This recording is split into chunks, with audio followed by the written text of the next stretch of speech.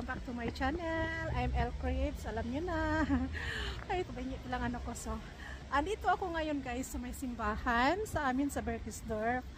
Kasi magagawa kami ng kandila para sa komunyon ng anak ko. First komunyon niya. So, magdi-design kami ng kandila para sa kanyang komunyon. So, doon papasok tayo mamaya para doon tayo maggawa ng kandila. So sa mga hindi pa nakapag-subscribe sa akin, please subscribe. At maraming salamat guys sa inyong lahat, sa inyong suporta.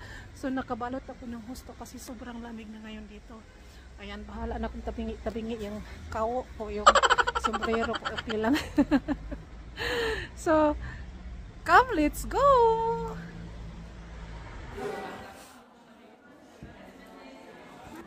Andito kami sa naggawa siya ng nila para sa komunyon. So nag-cutting siya dito ng design na ilagay niya sa kanyang kandila, isang isda ata yan, fish.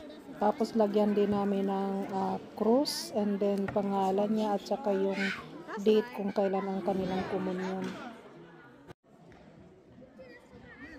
Dito ay nahihirapan ako ng konti kasi yung wax ng kandila ay medyo natutunaw na siya, basa-basa na at dumidikit. Kaya kailangan talaga maingat sa pagdikit.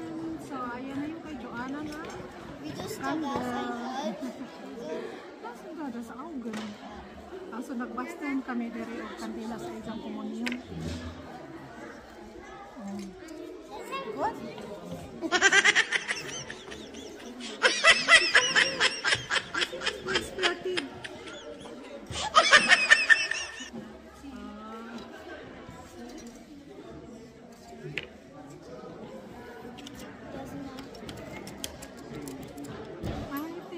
Na ito. So, this is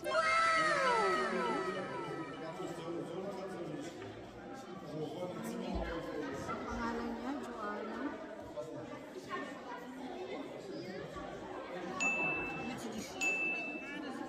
Hindi siya kagandahan pero okay na, at least sariling gawa, diba? First time na makapag-pastel ng kandila para sa komunyon niya.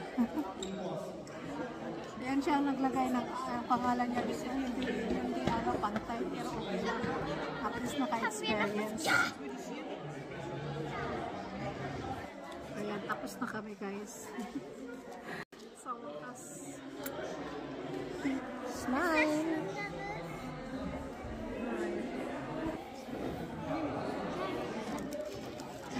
Balopin ko na kasi tapos na.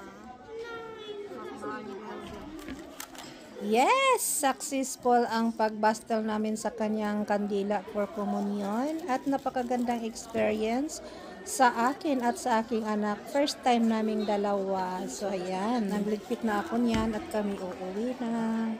Ayun! Tapos na ang ating paggawa ng kandila. So, nakita nyo, medyo nahihirapan ako ng konti at na-stress kasi first time at wala akong alam na magawa ng kandila or mag-design ng kandila para sa first communion ng anak ko. So okay lang naman.